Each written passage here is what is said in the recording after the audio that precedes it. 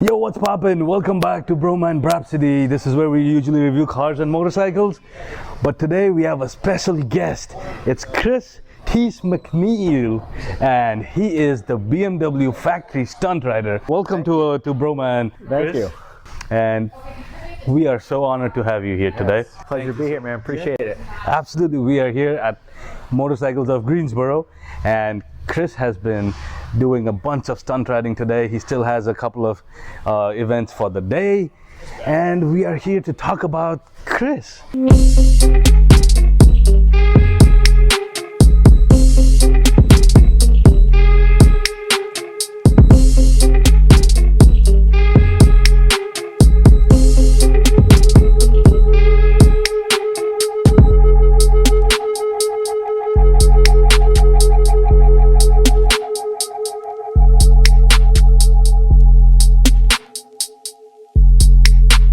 Go back into the history a little bit. Back in time. So, you know, Gennaro, who's the general manager for this show, for the store, I call him the professor. Yeah. Because he loves history lessons. Sure. And your stage name is Teach. That's right. So you're a teacher, I'm guessing. Retired now. Retired. Okay. But 20 years experience. So 20 years experience. It's a valid nickname. So here at Motorcycles of Greensboro, we have professors and teachers. That's right. So take us back in time, Chris, and tell us a little bit about what got you started and who is Chris? Wow, that's back in time. So you'd have to go back all the way. I graduated college in 2000, University of Maine. So that's when I got my first street bike, was my senior year. Okay. So that's when I graduated college. I moved to the South Shore of Boston, Massachusetts. You know, a country kid living in the South Shore of Boston. And I had seen these guys called the Star Boys. I don't know if you know who they are, but they were in Akron, Ohio, wheeling down the road. They had like the furred out bikes, the tattoos, the blonde hair. Not my thing. I said, I'll never do that. But it was cool. I'm surfing the web and I come across these guys called Driving to Endanger, or DTE. Okay. And it was a group. And so I saw these guys were out of Boston. I saw a guy doing a Christ Air. And so I emailed them and said, hey, I'd love to meet up with you. They thought I was a teacher. I'm sorry, I lied. They didn't think I was a teacher. They thought I was a cop at first. Okay. Because like I showed up doing like nothing what I'm wearing now. Like I'm in like khakis, a collared shirt, and like running shoes. Like that was what I showed up on. So we went to like the industrial area the first night. Like I remember I just dropped my bike. And back then there was like no cages, nothing. Everything was stock. So I dropped my bike and I picked it back up. And then I sat back on the high chair on the windscreen and did some burnouts. And from that moment on, like I was in. They were like, this guy's a little tapped.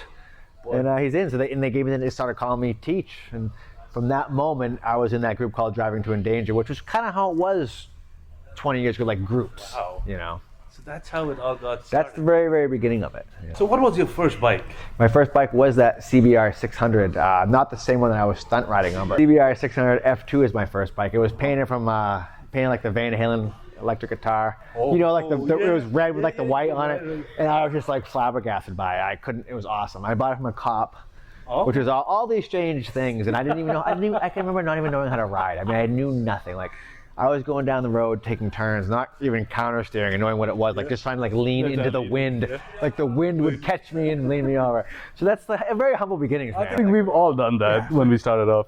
And you've been riding for years now, right? Yeah, I mean, we're in 2021 now, so I've been riding, I mean, 21, 22 years, since the year 2000. Like I literally got my first street bike and I started riding, not right away, like obviously doing tricks, but pretty early on, like trying to push the limits, whether it used to be off ramps, you know, off and on ramps. And I can remember going this one particular clover near my house, and I'd go into the local like mom and pop dealership and be like, hey, check out my tires, like what do you think, you know? And I can just remember knowing nothing about motorcycles. I think when all of us started riding, like guys especially, we always want to be pulling some sort of stunts on our bikes, right? Like wheelies and stoppies. Everybody wants to do that, and people get into a lot of trouble in the world of hurt trying to do that. Right.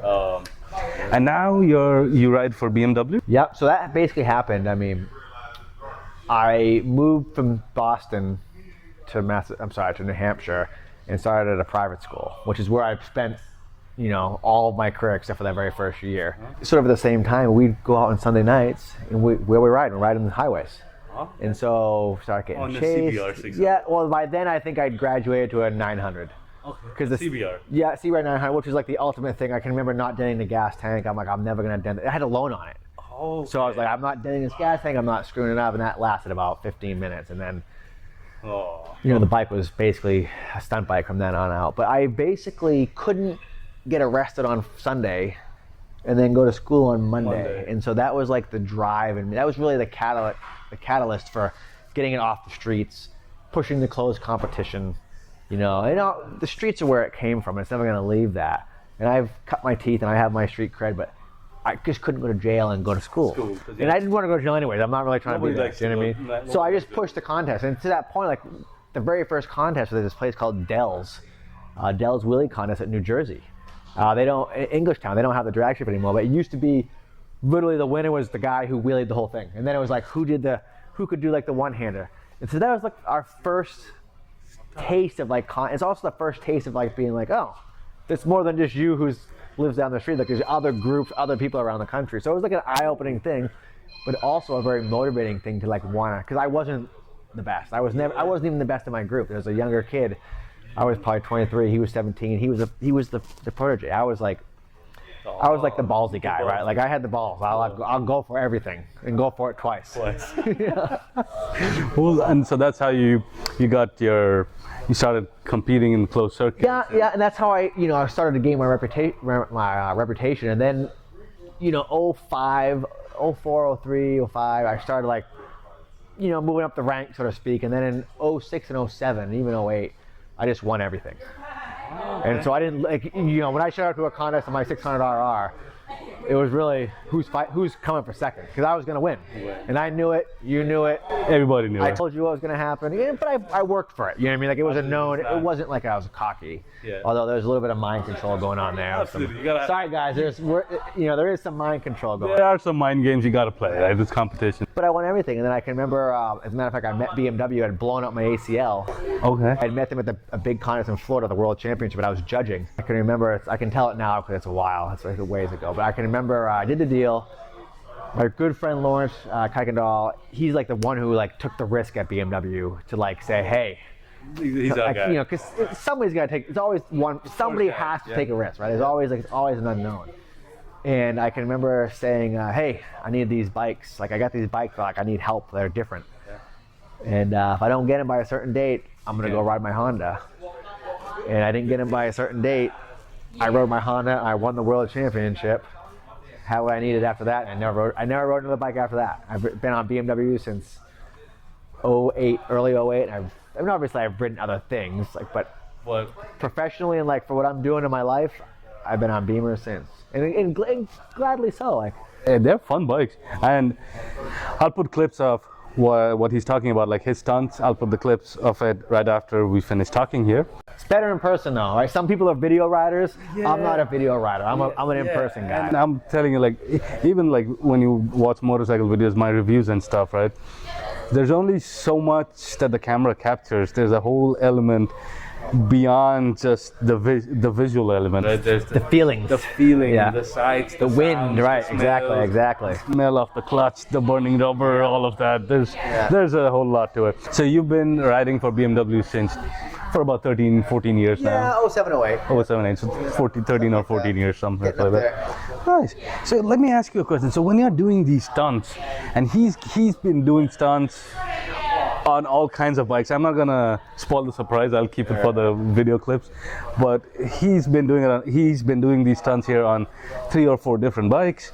So when you're doing this, like when you're in the middle of a stoppie or a wheelie, or when you're sliding the bike around, or you have the 1 foot off, what goes on in your mind and in your head? Like, what are you thinking? What are you feeling? Well, I don't know that I'm thinking at all. I think what I'm feeling is like the rush and the thrill of like a little bit of danger, because it is, motorcycles are dangerous, right? That's why we ride them. It's I like to have adventure. I want the wind in my face. I want to live. I want to, like, what I'm doing out here doesn't really get my heart beating that fast anymore.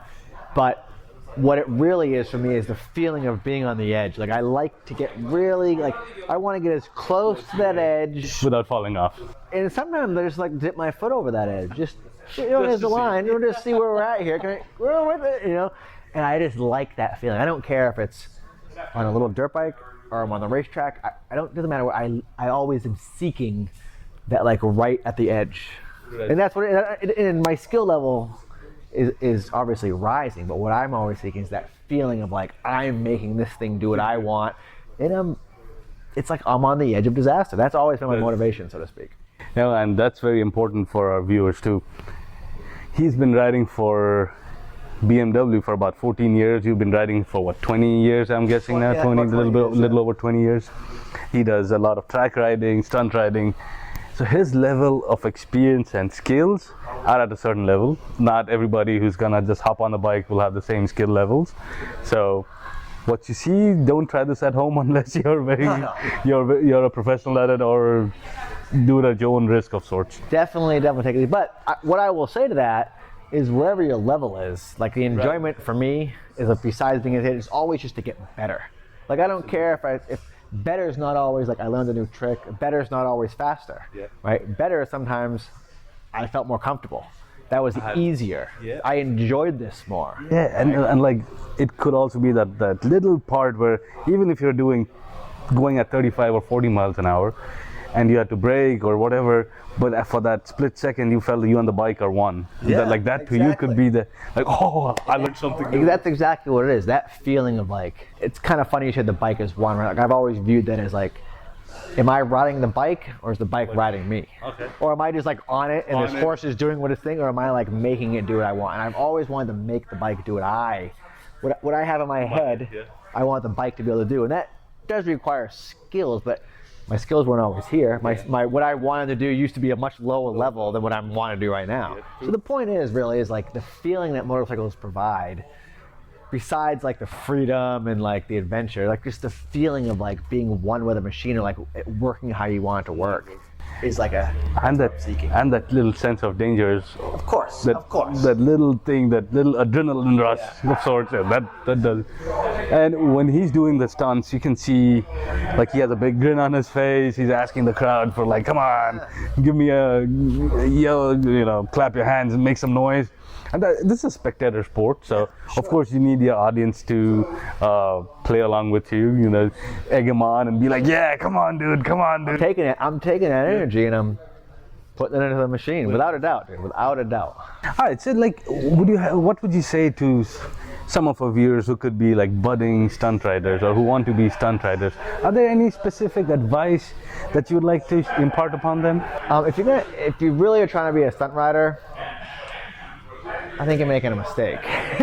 First thing, and I guess what I mean by that is your goal should never be to make money. My goal was never to make money. I'm in this position because of hard work, but also because just walk right in front of us, Tyson. It's no problem. We're not doing anything here. I was all sweating, changing tires while you were in here. Somebody's got to do the dirty work. You are hot. Wow. Check it out. So my point is like, you should be wanting to become a stunt rider, not for money, not for fame, but because it's going to make your skills better.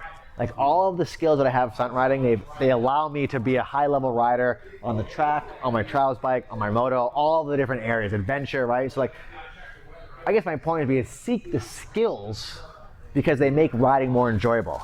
If you're doing things for like the clout or the Instagram fame, you're probably gonna not last that long. And any things they should stay away from. You go get a cheap bike, wear the right gear. Seriously, like I always tell people, get a small little dirt bike, learn how to use the clutch, learn how to use the rear brake. That's the fundamentals of not only stunt riding, but just riding in general. I don't know if you'll see the clips later, but when I'm on that K1600 and I do that little demonstration of the clutch and how to use the clutch against the brake, that's stunt riding on two wheels. And so, again, I'm gonna keep on going back to this. Just desiring to become a better rider is where you're gonna get the most enjoyment out of your motorcycle, and where you're gonna be able to feel the feelings that the motorcycle like sort of pulls out as you ride it. Right? And so practicing, going to schools, doing different things, riding different bikes. I mean, I'm sure these guys, I know they're doing track days, like they're doing different things, doing adventure rides. Diversify yourself, get out there and experience it, and ultimately, not only your skills get better, but your experiences. Yeah. You'll have all these experiences. Wear the right gear, seek people out who are, better than you or who are more knowledgeable than you, and just delve into it, because the feelings you get from a motorcycle are unmatched. They're really unmatched anywhere else. They're bringing you places that you're not getting in a car, you're not getting by walking. Like, it's the life of a motorcycle rider. You're already like sort of like a cut above, in the sense that you're not like the rest of the world, right? Like, you've already been said, hey, I got a bike, I'm a little bit more adventurous. I'm just not living this cookie cutter lifestyle. And not that there's anything wrong with that. With it. To each, you know, To each their own. Yeah, Right, exactly. Oh, but that's good advice.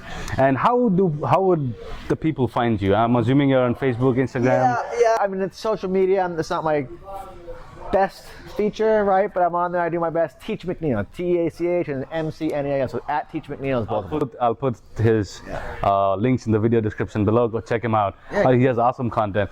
And if you guys are ever able to catch him live, please do. Please do. The things he does on the bikes is phenomenal. Walk up to him. After the bikes, they have this little meet and greet where he'll sign autographs, give you a nice little poster. You can chat with him. He's very approachable, and you can have a good time. Just talk to him and just be like, "Hey, Teach." We're out here riding. We're out here doing stupid things on motorcycles. Life doesn't really get much better than that. Well, thank you so much, Chris. Thanks for being on our show. And for you guys, if you go out and watch him live, tell him the Bhroman sent you. He'll know what's up. Appreciate it. See you guys later. Thank you. See ya.